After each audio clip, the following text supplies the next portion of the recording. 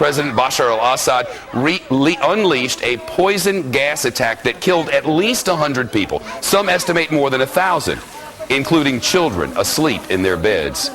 The video, though we're not showing all of it, shows victims with no wounds, no bleeding, just shaking, quivering, dying people and the dead. We can't verify the video or the claims.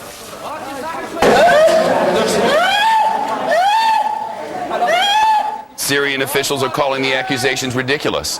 But more than 2 months ago, the White House acknowledged the Syrian government did indeed use chemical weapons. So today on Studio B, I asked the State Department spokeswoman about those enormous consequences promised by President Obama.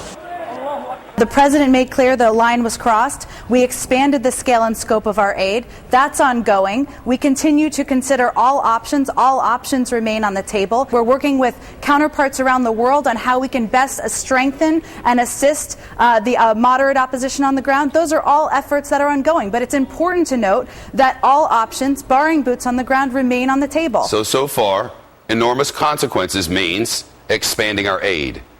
Today, the Republican Senator John McCain tweeted, "No consequences for Assad using chemical weapons and crossing red line. We shouldn't be surprised he's using them again." If the video and the claims are real, the Syrian government has just released chemical weapons on its own citizens, its most vulnerable, its children, and murdered them by the hundreds or more as the world watches, as the American government argues over the meaning of words and waits with collective hands in the air for the United Nations to observe. Ed Henry live at the White House. Ed.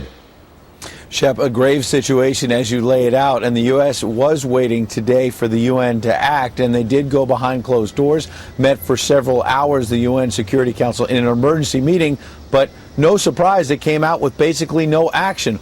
All they agreed on was that, in their words, there needs to be clarity on this alleged chemical weapons attack as you laid it out. But they could not agree, the UN Security Council, on an actual UN probe to get to the bottom of these allegations to see if, in fact, it was a chemical weapon attack by Assad's regime. Now, since the president has not followed through with U.S. military action after laying out that red line on Syria, the natural question is, will this hurt his credibility elsewhere in the Mideast, like Egypt? Take a listen.